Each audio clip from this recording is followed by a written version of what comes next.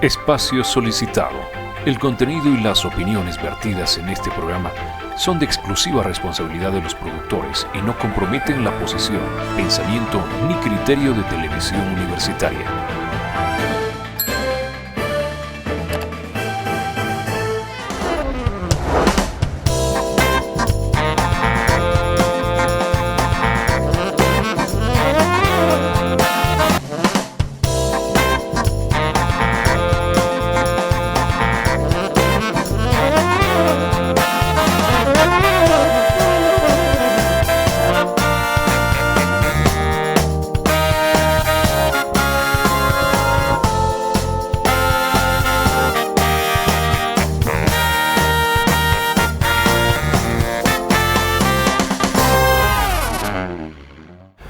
¿Cómo están, estimados amigos televidentes? Bienvenidos a su programa Gestión y Desarrollo. El día de hoy vamos a razonar en la política, la capacidad de hacer gestión. 2025, año electoral, sin duda importante para la democracia, para la participación, para la transparencia, para encauzar de mejor manera la economía. Una economía estancada, en estanflación, con inflación escondida. Se trata de esconder, pero estamos en un momento crucial. El día de hoy vamos a hablar sobre coyuntura política. Estamos con el magíster Víctor Gutiérrez Flores, de profesión abogado, pero fundamentalmente en el enfoque de una ex autoridad, un ex diputado que por supuesto ha hecho el respectivo aporte al ejercicio del poder. Bienvenido, Víctor. Muy buenas noches, estimado Alfredo. Y pues haciendo lo que nos gusta hacer en el fondo, hacer análisis político respecto a la situación en la que hoy día nos encontramos, 2025, ingresando ya a un escenario completamente electoralizado. Por tanto, pues, cuando tú dispongas, comenzamos con el análisis. Pensemos en una pugna que se da en el oficialismo. La gran pelea, el dice, el direte, el boca a boca. Estamos reflexionando muchos elementos de disturbio en el movimiento al socialismo. Pero ¿qué es lo que pasa? No encausa una perspectiva de gestión este movimiento. Tal vez, quién sabe, la perspectiva no era hacer gestión, sino esconder algunos elementos que son parte de la inefectividad en el manejo de la economía.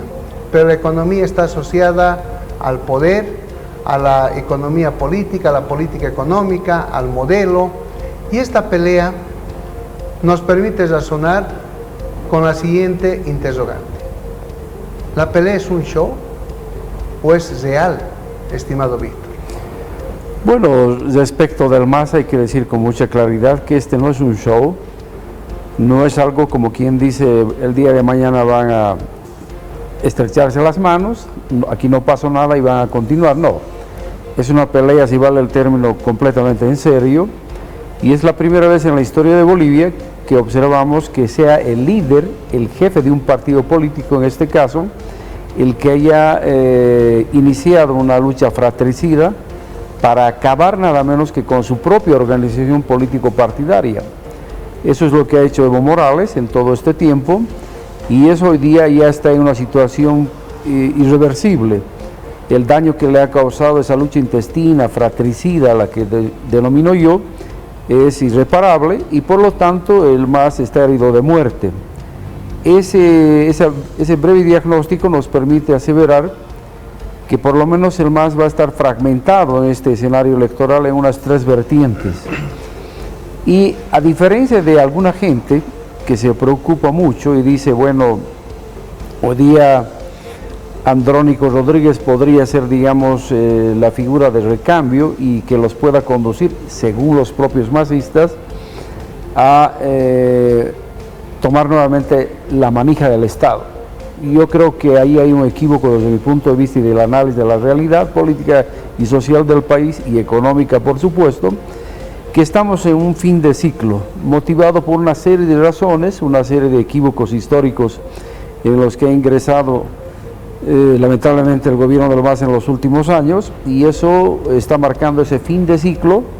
Podrían tener al mejor dirigente político, a la mejor figura, a una estrella, si vale el término, como candidato para las próximas elecciones, pero el MAS está completamente desprestigiado, ha perdido una oportunidad histórica de, quién sabe, repetirse una vez más en el gobierno, y no se trata, digamos, simple y llanamente de figuras de recambio. Yo creo que el problema es de fondo, es un problema de que ya llegaron a la culminación de ese ciclo político, y no le auguro yo, digamos, mayores posibilidades electorales. Está claro que ellos pueden detentar en su favor un 20% del electorado como una especie de voto duro, pero con un 20% tú no ganas la elección ni vuelves a gobernar Bolivia, porque hay un pequeño gran detalle. Hoy día la gente en el país, dicho de manera general, la sociedad boliviana está cansada, está hastiada por una gestión de gobierno y por un proyecto político que le ha vendido una falsa premisa, una especie de volver a reinstaurar una especie de socialismo místico, o la reivindicación telúrica de alguna condición, de alguna identidad de algunos de ellos, adoración a algunas deidades, como lo planteó muchas veces el actual vicepresidente de Bolivia. Eso no funciona en la política de hoy. Yo creo que eso es lo que no ha lecturado el MAS como tal.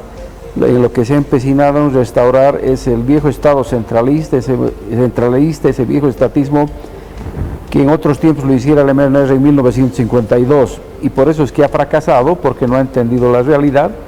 Y si a eso le añades que en esa su repetición de que son los portadores o los portavoces de una nueva izquierda o del socialismo del siglo XXI, lo que han terminado por hacer es desprestigiar a ese socialismo e incurrir en el camino de la corrupción sin límites, que ha llevado precisamente a que ese proyecto político quede hoy día finiquitado, para ponerlo en términos más comunes y más corrientes, para la televisión y para la ciudadanía que nos observa de pronto a través de las pantallas de la televisión.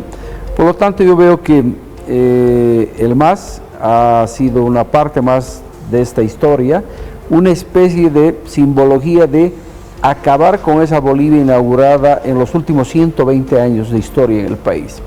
Esa Bolivia prácticamente va a ser archivada a partir de este año 2025, porque hoy día la discusión tiene otro tipo de canales, y yo creo que los bolivianos pretenden, y con mucha justeza, inscribirse e insertarse en el escenario político mundial bajo el rótulo, digamos, de una Bolivia moderna. Y esa Bolivia moderna no pasa en ningún caso por esa vieja discusión de izquierdas, derechas que hubo en el pasado, de estar apelando a que el capitalismo y el imperialismo, esa vieja retórica ya ha dejado, es obsoleta el día de hoy. Y hoy día hay que discutir otro tipo de temáticas para inscribirnos y enrumbarnos en una Bolivia posmoderna.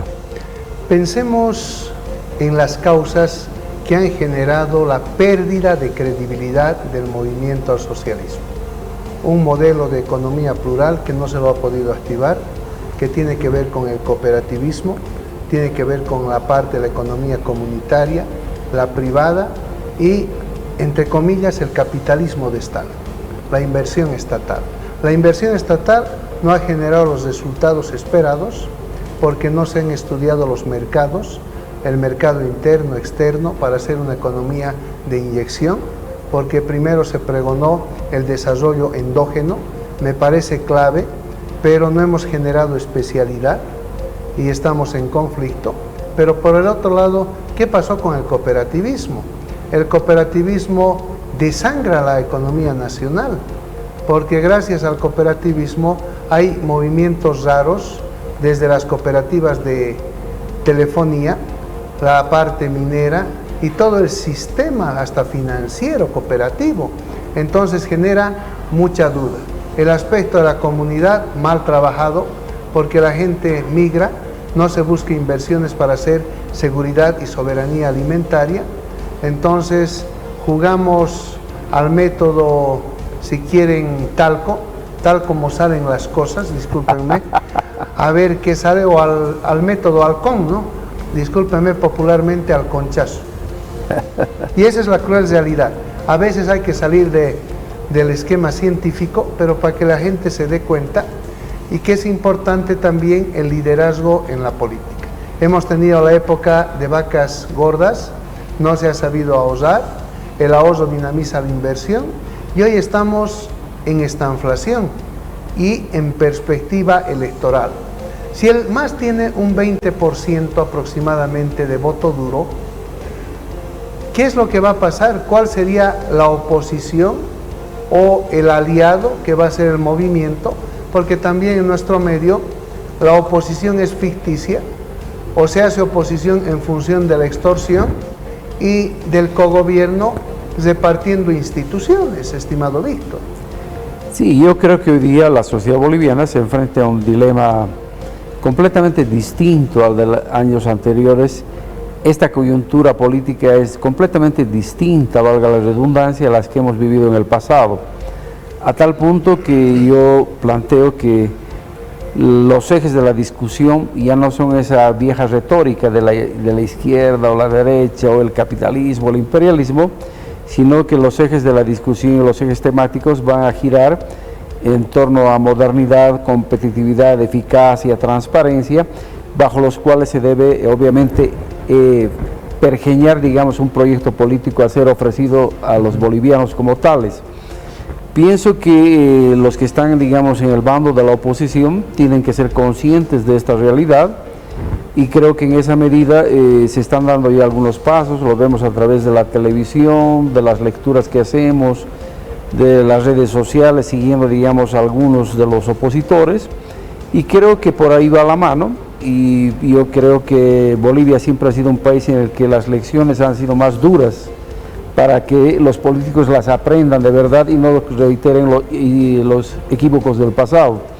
En ese sentido considero que hay propuestas interesantes, y en la medida en que, digamos, nos despojemos del canibalismo político, apostemos por una reconciliación nacional bajo la premisa de que todos somos necesarios y estamos en constante cambio, yo creo que sí se puede, digamos, pensar en que es posible dar un paso hacia adelante, no mirar el pasado y no hacer, como digamos, este ciclo político que está concluyendo, como este ciclo político que está concluyendo, que está anclado en los 500 años. Para nada, nosotros tenemos que mirar hacia adelante, y en ese sentido uno tiene que ver las propias realidades que pasan en nuestro país. Una muestra, por ejemplo, muy elocuente y muy grande de lo que es la posmodernidad, la demuestra hoy día el Alto de la Paz. El Alto de la Paz, digamos, es un ejemplo de lo que es en modernidad realmente. Tú vas a la feria de la 16 de julio en el Alto de la Paz, conoces el Alto de la Paz como tal, y vas a encontrar desde la venta de periódicos hasta venta de vehículos de alta gama como Mercedes-Benz o BMW, qué sé yo. Es decir, hay una burguesía que ha surgido en el Alto, una burguesía que se dedica al intercambio comercial y que tiene otro tipo de mirada, otro tipo de lectura. No está mirando hacia atrás con el retrovisor, sino está mirando hacia adelante.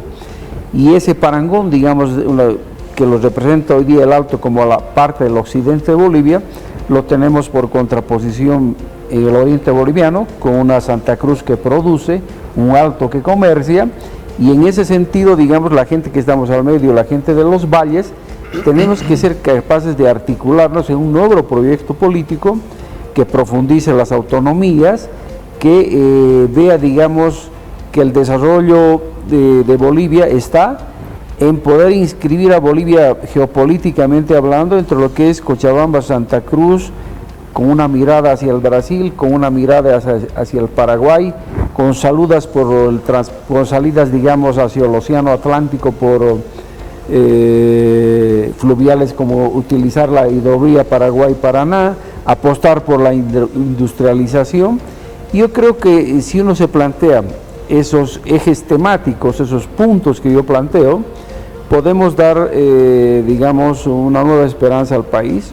Además, hoy día tenemos un sujeto social completamente distinto incluso al de nuestras épocas, a las nuestras, a las tuyas y a las mías, que sin ser viejos hemos vivido la política, digamos, de manera intensa, como actores o no actores, pero hemos vivido, hemos escuchado esas viejas discusiones y nos damos cuenta, si somos críticos y autocríticos, que la juventud de hoy día para nada está familiarizada con esos clichés de que la izquierda, la derecha, que el capitalismo y el imperialismo y qué sé yo.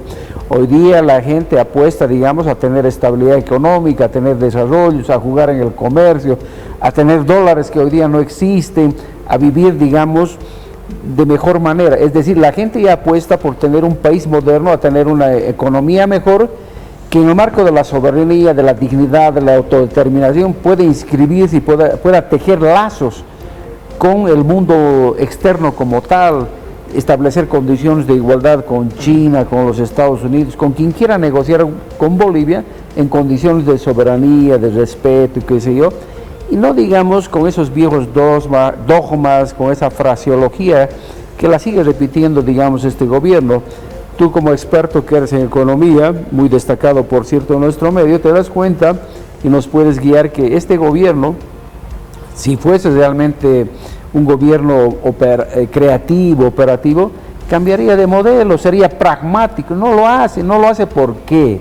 Porque quieren mantener hacia afuera un discurso falaz, decir que representan el modelo económico, social, comunitario, que representan al socialismo y tucuimas y no sé qué más, cuando eso no es cierto. Yo creo que estamos equivocados y creo que la sociedad boliviana, a muy fuertes golpes que ha sufrido, se da cuenta que no podemos seguir en ese camino y va a mirar hacia estos otros caminos, y no hay que mirar, digamos, con ese ojo de rencor, de resentimiento a quienes hoy día están en el escenario político. Yo planteo eso porque solo de esa manera podemos apostar a tener alguna esperanza en el país y poder construir una nueva Bolivia bajo esa premisa de que todos somos necesarios, independientemente de lo que hayas podido pensar tal o cual ciudadano en un momento determinado. Incluso hay una famosa canción que dice, no es verdad, que la cantó Mercedes Sosa, todo cambia. Y esa es una idea no solo real, sino filosófica. Estamos en constante cambio, claro, y hay que apostar por el cambio. Claro, el desarrollo, la economía son dinámicos, reconciliar a los actores es indispensable, eso implica doctrina de Estado, significa también que deben cumplir sus roles, deben hacer complementos, se debe cogobernar y se debe entender que hay identidad múltiple. Entonces, somos diversos, pero debemos hacer complemento en el disentimiento, fortalecer la democracia. Y has tocado algo importante. Por ejemplo, en Estados Unidos, el tema de la libertad de expresión es fundamental. O sea, yo puedo protestar contra Trump. La otra vez hemos hecho un programa con 2 bolivianos norteamericanos, asesor una empresa allá. Entonces, ¿qué es lo que sucede? Hemos hablado de Trump, de las políticas, o sea, directamente en el YouTube. Entonces yo les decía, y si se nos fue algo, no, acá hay libertad de expresión. Acá no puede Trump reclamar si le han dicho que su política no va por estos elementos o es discriminador, etcétera. Entonces tiene que escuchar Trump y no puede encarcelar, no puede hacer persecución política, no puede judicializar el pensamiento político. Pero acá se judicializa. Acá cualquier tipo que se ofende está buscando colocarle, no sé, una bolsa de droga al adversario político, ¿no? Cuando el tipo ni conocía la droga, pero le dicen que es narcotraficante y le están sembrando un escenario. Entonces, pienso que ese elemento de la libertad de expresión es clave, no se practica en nuestro medio. Si bien hay opiniones de más situaciones, lamentablemente don Evo Morales y muchos actores políticos han hecho mal ejercicio del poder y han condicionado la libertad de expresión, han condicionado el trabajo de los medios de comunicación. Entonces, para hacer democracia, en verdad tenemos que aprender a tener tolerancia y escuchar el argumento del pueblo para hacer planificación y dejar de lado el dogma, lo que decías, estimado Víctor, las creencias que tienen que ver con la Pachamama, con las religiones, con elementos excesivos en el sentido de no cultivar el pensamiento crítico, la creatividad y la estrategia para hacer un constructo de sociedad. Y ahí estamos fallando de manera notoria. Entonces, nos damos cuenta de que hacemos muchas cosas por desinteligencia emocional y el político no debería ser desinteligente emocionalmente hablando, porque el dice, el direte, el boca a boca son constante agresión, hacen planificación indicativa hasta del adversario en nuestro medio y no debería ocurrir eso. Entonces nos falta mucho, pero cuando tocabas el aspecto de la juventud, me parece claro, la juventud busca otros elementos, pero también hay que tener mucho cuidado en que la juventud es parte de ese proceso de don Evo Morales y no ha tenido una figura muy elegante, muy notoria en el sentido de ser efectivo en el modelo y las políticas económicas y sociales. Porque cuando hay dinero, todos sueltan dinero de la billetera, pueden satisfacer, pueden subsidiar, pueden hacer la fiesta, pueden ser padrinos, pero cuando no hay dinero, ¿cómo aplicamos la esencia, el concepto de la economía? Optimizar los recursos escasos versus las necesidades ilimitadas y en muchas ocasiones caprichosas que tiene una población, y las expectativas que tienen que ver con estilos de vida, con antropología, estimado Víctor. Sí, yo creo que ese camino tiene que ser el que tenemos que seguir los bolivianos, porque reitero lo que dije al principio, esta Bolivia, vamos a conmemorar el 6 de agosto 200 años, pero esta Bolivia, la de los últimos 120 años, es prácticamente la que de una u otra manera está siendo archivada, está siendo dejada de lado, y me parece positivo, porque nos ha caracterizado durante más de un siglo, pues, un extractivismo, un Estado manejado por grandes potentados ligados a la minoría, que forjaron un Estado nacionalista, entre comillas, apostaron por el estatismo y generaron un Estado corrupto hasta estos días. Y obviamente el equívoco en el que ha incurrido, por ejemplo, este gobierno que se va y que encarnó un ciclo de casi 20 años, es haber pretendido reeditar lo que hizo el MNR en el 52. No ha tenido personalidad del partido y ahí político. Se equivocó, y obviamente para maquillar la situación ha pretendido mostrar que estamos en un país completamente distinto, diferente, pero la historia ha ido mostrándonos en los últimos años, sobre todo en estos últimos 5 años, que la cosa no va por ahí y que Bolivia es otra completamente distinta, y así tiene que ser. Tenemos que ser capaces de inscribirnos en la modernidad. Hoy día tenemos, digamos, un país no solo mediterráneo, que siempre hemos estado desde que nos arrebataron el mar, sino que por voluntad propia del gobierno que sigue hasta el día de hoy, hemos hasta encapsulado nuestras relaciones internacionales. ¿Cómo es posible, por ejemplo, que Bolivia no tenga una embajada en los Estados Unidos? ¿Cómo es posible que en estos días van a deportar, por ejemplo, aproximadamente, según un dato que he estado leyendo, 200 bolivianos, y resulta que el gobierno de Bolivia no sabe nada, porque no tiene información, porque no tiene una delegación diplomática debidamente acreditada como es una embajada en los Estados Unidos? Oigan, hasta los enemigos más acérrimos tienen pues su representación diplomática en cada país, y resulta que lamentablemente este socialismo, denominado socialismo del siglo XXI, que no ha sido lo más que la muestra descarnada de la corruptela, me refiero por ejemplo a Nicaragua. Daniel Ortega ha llegado a límites que nadie podía haber imaginado. Incluso en lo personal, yo en su día admiré el triunfo de la revolución sandinista, y cómo no íbamos a admirar el que hayan derrotado a Anastasio Somoza, al Tacho Somoza, por supuesto. Pero cómo en el tiempo ese gobierno y ese régimen se ha degenerado, a tal punto que hoy día tienes a un Daniel Ortega que que está combatiendo hacia su propia gente. Ha encarcelado a varios de sus dirigentes, incluso hasta su propio hermano lo está persiguiendo el día de hoy.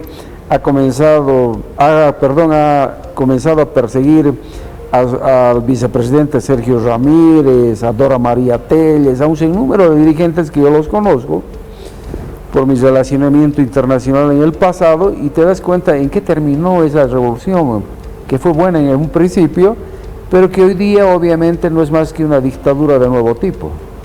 Claro, hay algo importante, Víctor, estimado televidente. ¿Cómo se puede hacer gestión?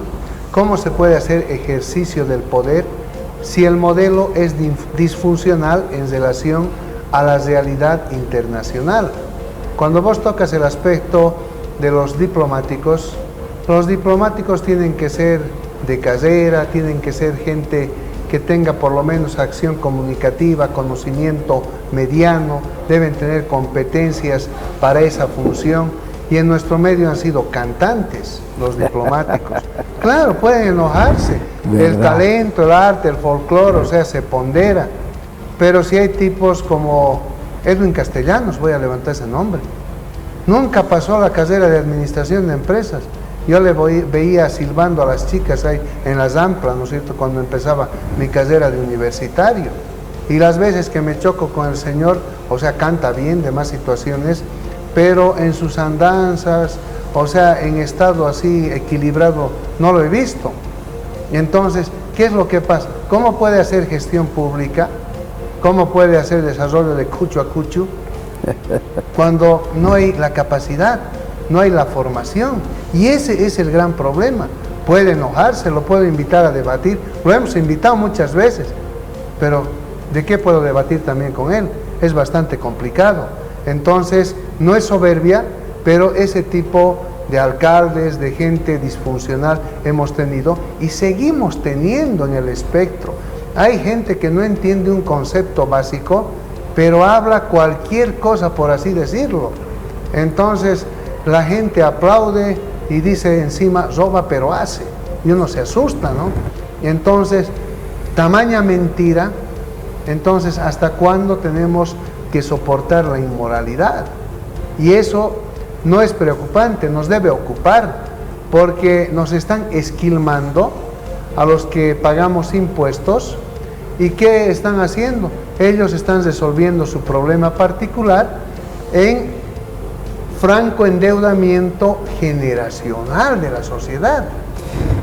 Tú me has traído a la memoria un elemento interesante y es motivo de reflexión, sin que eso suponga, como tú bien lo has dicho, soberbia o mucho menos discriminación, para nada, pero ese proceso, digamos, degenerativo de la política lo comenzó el MIR, si mal no recuerdas, cuando metió al Parlamento a futbolistas, les dio cargos de ministros, viceministros, a folcloristas y qué sé yo. Y la política es algo serio, la política es una ciencia de la que hay que estudiarla, practicarla. Bueno, pues si no estudias, por lo menos tienes que ejercitarla o llevarla a la vida práctica, tienes que por lo menos haber tenido una militancia, una actividad para que mínimamente te ubiques. Y resulta que si eso le añades que no tiene un mínimo de noción de gestión, por lo tanto los resultados han sido completamente desastrosos. Y hemos tenido un accionar político completamente devaluado en los últimos tiempos, porque sin que suene ni a soberbia ni a discriminación, cualquiera se apunta a todo sin el menor rubor. Es decir, están de cancilleres, de ministros, manejando no sé qué cosas, simple y llanamente por un discurso, por un falaz discurso político, que supuestamente es la reivindicación de alguna etnia o de no sé qué cosas. Yo creo que en definitiva, todo ese escenario que estamos viendo con el ojo crítico y autocrítico, nos debe llevar a una premisa: hay que acabar con este oscurantismo en el que nos hemos sumergido como país. Claro, es importante, porque lo indocto no genera resultado de inversión, no genera externalidad, impacto positivo, no sabe hacer gestión de riesgos y nos lleva a este tipo de situaciones incómodas en la economía. ¿Y por qué incómoda? Porque los actores son disfuncionales, La gente, por ejemplo, tiene su dinero debajo del colchón, porque se dio cuenta que le iban a hacer un corralito. Que estamos viviendo los hechos, un corralito, ¿no? Y se ha vuelto especuladora la gente, o ha sacado el dinero al exterior. Entonces, existe un gobierno, pero que no tiene credibilidad. Y eso, recalco, no puede ser solamente preocupante, nos tiene que ocupar. Y si fueran sujetos inteligentes, humildes, porque la inteligencia es humildad, podrían generar un nuevo pacto social. ¿Para qué? Para reencauzar la economía. Podrían mejorar el manejo de la tributación, disminuyendo el impuesto al valor agregado, a las utilidades, haciendo perdonazos reales para aumentar la masa de cobertura de los impuestos y formalizar una economía de supervivencia que está alrededor del 85%, estimado Víctor, y que tiene que ver con la economía sucia, con la economía hasta del limosnero, estimado televidente, pero el limosnero migrante extranjero ilegal que le limpia el parabrisas, que le extiende la mano, pero que después se vuelve el prestamista usurero, que genera toda una red de extorsión a los deudores, que genera hasta una red de violencia, estimado Víctor. Sí, lamentablemente ese es el cuadro que describimos, que lo auscultamos, que lo analizamos. Lo importante es decir las cosas de la manera más fría posible, sin apasionamientos. De eso se trata, de hacer análisis político, de hacer ciencia, sin, digamos, anteponer nuestro interés individual o particular que tengamos, que en un momento determinado podría ser lógico y legítimo, pero yo creo que lo importante es hablar de manera descarnada a la gente, decirle las cosas tal cual son, y también anotar algo, ¿no? Ahora que nos encontramos en un proceso electoral, sería interesante si quienes están haciendo ofertas piensen de verdad en el país, y ojalá así lo hagan. ¿Por qué?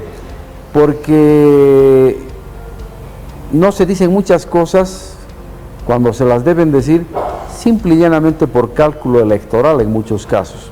Obviamente lo hacen por cálculo electoral para no generarse, digamos, alguna animadversión, están pensando más en su posibilidad electoral y no están pensando en el país. Yo creo que hay que anteponer por sobre todas las cosas al país, a la patria, para poder, digamos, salir del atolladero en el que nos encontramos en todos los órdenes de la vida social. Yo creo que la situación en la que hoy día nos encontramos es una situación completamente compleja en términos económicos, políticos y sociales, y por eso es que yo resumía cuando inicié este diálogo contigo de que estamos en el fin o el final de un ciclo político, y creo que a partir de este 2025, coincidente con los 200 años de Bolivia, se va a inaugurar un nuevo ciclo político en el país, que ojalá sea para bien, para Bolivia, y que los bolivianos seamos capaces de construir país sin odios, sin rencores, sin resentimientos. La ruta del desarrollo, de hacer economía, tiene que ver con los complementos de la diversidad. Sin duda es importante que en estos 200 años que se cumplen en el 2025 se pueda encauzar identidad múltiple, interacciones positivas, que se pueda practicar ni siquiera la modernidad, sino ir hacia la posmodernidad. Estamos en la era de la inteligencia artificial, cambian los conceptos de empleo, desempleo, de subsidio, de cobertura en la seguridad social. En fin, no hay que tener miedo, más bien es un privilegio haber entendido el siglo anterior y el presente siglo, pero mucha gente tiene miedo, claro, porque no le gusta estudiar, no se quiere capacitar, no entiende la palabra empatía, resiliencia y la capacidad de hacer algo en función de un cambio climático gestado por la ineficiencia de los seres humanos. Entonces existen desafíos interesantes. Señor director, vayamos a cumplir con nuestros auspiciadores. Pausa comercial.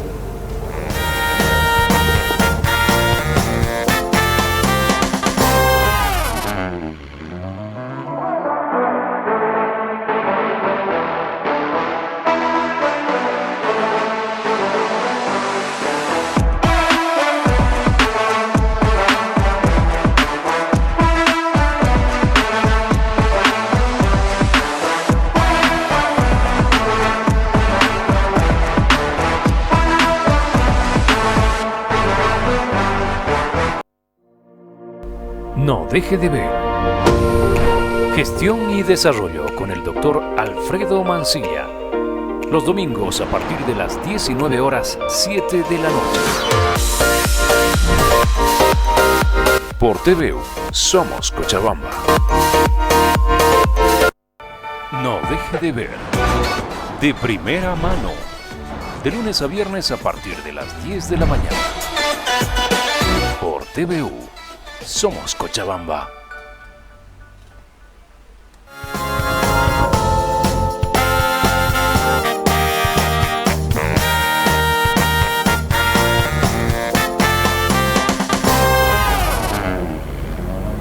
Interesante el conversatorio sobre la coyuntura política. Hablamos de un fin de ciclo en el movimiento al socialismo. Siempre los fines de ciclo tienen que ver con rendimientos decrecientes, con la estanflación que hemos indicado y fundamentalmente con renovación de pensamiento, que es indispensable, con el compromiso, el complemento de los agentes económicos, que también van a dinamizar el multiplicador de la inversión.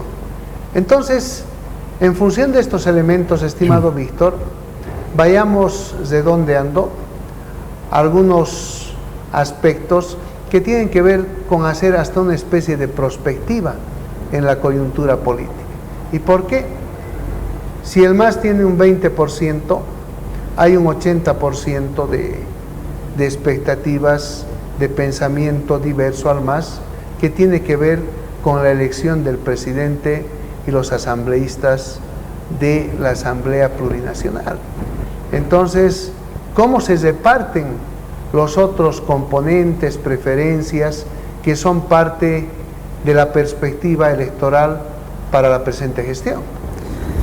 Bueno, siguiendo el hilo conductor que acabas de describirlo, hay que señalar que ese otro saldo, que es del 80% que queda, va a dividirse, por cierto, pero ahí tiene que surgir un proyecto político que sea completamente distinto, que sea capaz de articular todas estas cosas que vamos conversando tú y yo y a mucha otra gente en sus casas, en distintos círculos sociales o políticos, y si es capaz de hablarle con sinceridad al pueblo boliviano, estoy seguro que puede capitalizar un porcentaje electoral muy importante.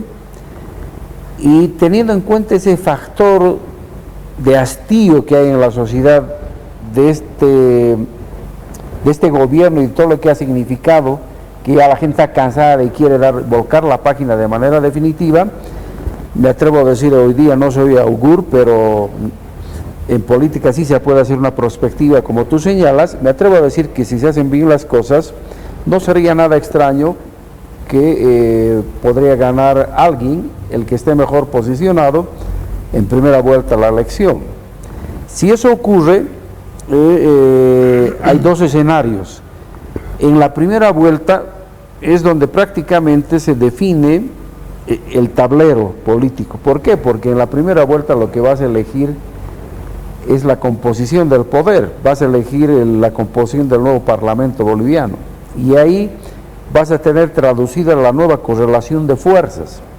Y si esa correlación de fuerzas es favorable a quien en definitiva va a ser presidente del país, podemos apostar porque tendríamos, digamos, un gobierno estable.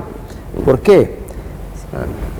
¿Qué podría ocurrir en la otra hipótesis? Si no se gana en primera vuelta y vamos a la segunda vuelta, y en la segunda vuelta ya se elige quién va a ser el presidente y más nada, en la primera ya es elegido esa correlación de fuerzas traducida en el Parlamento Nacional, llamado hoy día Asamblea Legislativa.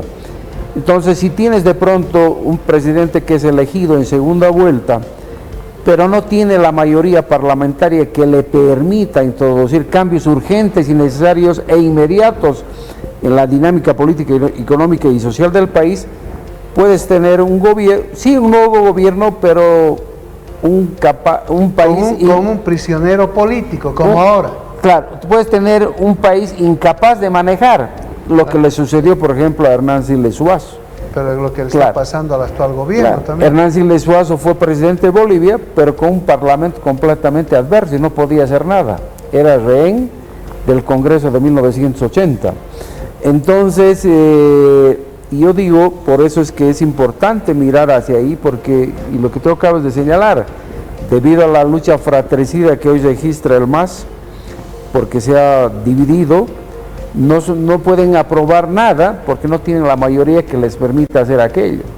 Entonces, y ahí tenemos que en el fondo hay varios proyectos hoy día interesantes que están ahí con candado en el Parlamento, y los políticos, entre comillas, circunstanciales que están de parlamentarios no tienen conmiseración con la realidad del pueblo boliviano y como anteponen la lucha que tienen entre las distintas vertientes del MAS, y no importa si hay un determinado crédito que esté postergado y que le sirva a todo lo cual región, no les importa. ¿Y cuándo aprueban el crédito?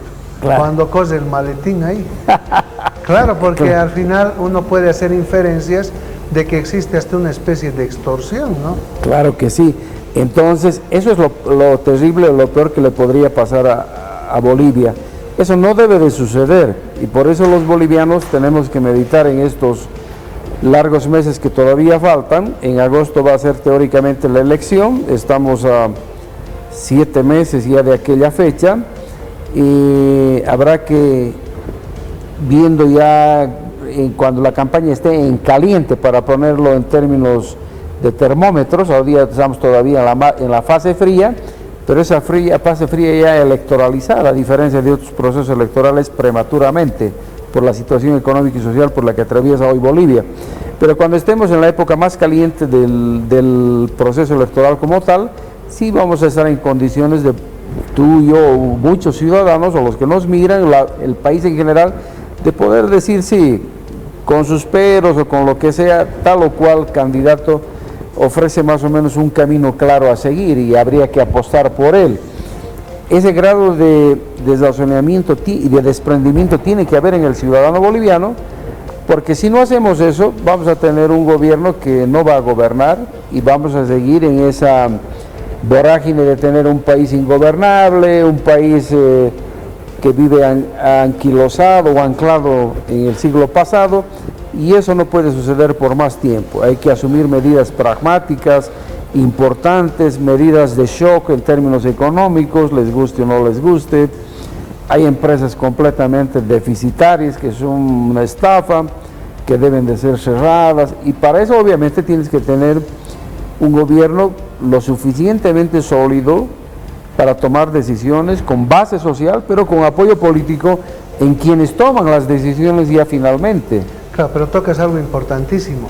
Estamos hablando del pragmatismo, de movernos por una mediana, y en esa mediana, por ejemplo, si pienso en disminuir el déficit fiscal, podría hacer toda una reingeniería, me deshago de las empresas deficitarias, claro, voy a generar desempleo, pero también tendría que tener proyectos que me permitan reinsertar al desempleado en otros rubros, ¿no es cierto? Claro. Y aprovechar sus competencias. No hacer el discurso duro que yo voy a deshacerme de ese 500.000 de funcionarios públicos porque todos son ineficientes. Deben haber eficientes también, ¿no? Claro. Pero, ¿qué es lo que sucede? Si soy inteligente y me muevo en el pragmatismo, la medida de shock va a tener un complemento que va a amortiguar ese golpe y va a permitir reencauzar la economía, ya sea en un modelo circular, en un modelo de economía naranja. Al final, o sea, el tema es mixto, porque los socialistas del siglo XXI, lo único que debieron haber estudiado bien es el socialismo de mercado alemán, y hubieran aprendido cómo se combinan los conceptos de eficiencia con equidad, que no son de disyunción excluyente como los principios de la macroeconomía de Mankiw. Entonces, a veces la gente es tan dogmática y le falta mucha lógica y piensa que no hay una escala de grises para poder encauzar la economía y el desarrollo, estimado Víctor. No, y además tú has tocado algo importante, siempre, digamos, lo digo con ironía, para gente que pregona este falso socialismo, el socialismo del siglo XXI, debieran de mirar a China. China hace pocos días, creo que 3 o 4 atrás, ha celebrado su año nuevo. Ellos tienen otro tipo de calendario, ¿no? Fruto de su cultura milenaria. Y resulta que se ha observado en esos grandes desfiles y concentraciones, hombre, yo lo he visto a través de los medios, para eso buenas las redes sociales, los medios de la tecnología, que te permiten ver qué pasa en el mundo en un instante. Y he visto imágenes de lo que es la puesta en marcha de la robótica en China. Es impresionante. Y obviamente China, hacia afuera se dice que es un régimen comunista. Yo conozco la China de hace mucho tiempo atrás, he hecho un curso incluso en China en el año 2001. Yo este año me voy a hacer un curso también. tres semanas vamos a estar en la China. Belleza. Entonces, los chinos se dicen o figuran, digamos, como comunistas, entre comillas, pero resulta que es un capitalismo tremendo. Lo que pasa es que quien maneja la economía es el Estado, que es cosa distinta, pero eso no impide que hoy día, por ejemplo, en China hayan grandes millonarios chinos, etc. Yo los he conocido en carne y hueso. Entonces, acá en Bolivia estamos obviamente con una máscara para esa gente que le impide ver la realidad, que habla tonterías, dicho de otro modo, que no ve el mundo como es en la realidad, que sigue repitiendo clichés, eslogan, hablando de la Pachamama, hablando de un montón de cosas. Es que no hay sabio como el boliviano, ¿no es cierto? Y crítico como el boliviano, o sea, es lamentable, pero esa es la cruel realidad, o envidioso como el boliviano, ¿no es cierto? Contra el propio boliviano, porque cuando están fuera se arrodillan ante otros y aprenden disciplina. Y no salen de ese discurso de sindicatero, ¿no? Claro. Entonces, esa vieja izquierda que en el fondo es la corresponsable de lo que ha pasado en estos últimos 20 años en el país. Esa vieja izquierda que ha buscado el acomodo, que prácticamente arropó a Evo Morales y lo presentó e hizo todo lo que quiso, ¿no? Ellos prácticamente han buscado su beneficio personal en todos estos años, han vivido del Estado y eso ha fracasado. Hay que decirlo, yo creo que siempre que nos sentamos tú y yo a hacer análisis político, no solo de ahora, sino de siempre, con ya nuestros... Hasta con nuestros amigos. Con nuestros amigos y nuestro dilecto y compañero y amigo que estará en el cielo, Edwin Tapia Frontanilla, siempre fuimos lo más sinceros posibles, te acordarás, y eso es lo importante, porque lo importante es decir lo que uno piensa, no estamos jugando al cálculo electoral, ni tú ni yo. No somos candidatos. Entonces, pero hay que decirle al pueblo boliviano las cosas con claridad, con sinceridad, y que ya se quite el velo de los ojos y que podamos avanzar hacia una Bolivia completamente distinta. Y eso pasa porque dejemos de mirar al adversario político con ese odio, ese resentimiento, ese rencor. Yo creo que hay que mirar hacia adelante. A mí no me interesa, por ejemplo, en el ámbito de la administración pública, qué sé yo, si alguien es amarillo, es rojo, verde, no me importa, si fue del ADN no me interesa. A mí lo que me interesa es que haya capacidad, que haya eficiencia y que haya honestidad en el trabajo que uno haga. Y la gente tiene derecho a cambiar, pues. Entonces, ¿por qué la vamos a condenar? Creo que es importante, ¿no? Esa ruta del desarrollo implica formación del recurso humano, educación, si quieren, compromiso, fundamentalmente transparencia, complemento, trabajo en equipo, y dejar de lado lo que es la hipocresía. Y acá quiero recordar algo con Gunter Paz y el doctor Edwin Tapia Frontanilla. En un conversatorio en anuncio, denuncio, hablábamos de la salud del pueblo, ¿no es cierto? Y de cómo muere la gente. Y decíamos que un 20% de la población muere de paro cardíaco. ¿Y recuerdas de qué muere el 80%? A ver, hazme recuerdo. De envidia. Entonces no seamos envidiosos, aprendamos a trabajar en equipo. La envidia corroe el alma, la envenena, genera disfunción de energía.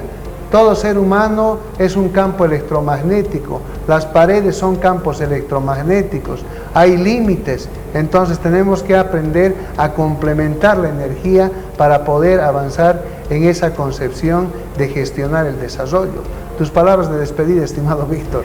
Lo último que acabas de decir me vuelvo a decir con mucha fraternidad, obviamente, y con sentido crítico, no obstante de que, así como tú, soy de Cochabamba, pero dejemos de ser cochabambinos. Nos caracterizamos los cochabambinos lamentablemente por ser enemigos de nosotros mismos, de denostar a nuestro propio vecino, conciudadano.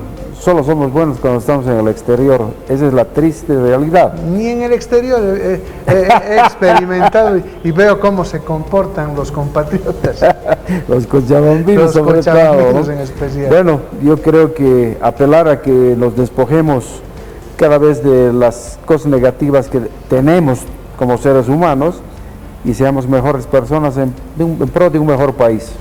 Sin duda es importante generar identidad múltiple, complemento, ruta de desarrollo con trabajo colaborativo, haciendo resiliencia, haciendo empatía, valoración, agenda que transformen la realidad dentro ni siquiera la modernidad, dentro lo posmoderno, dentro un mundo globalizado con inteligencia artificial, con automatización que ni siquiera algunos soñaban. Estimados televidentes, gracias por su participación en el programa Gestión y Desarrollo y particularmente al magíster Víctor Gutiérrez. Muy buenas noches.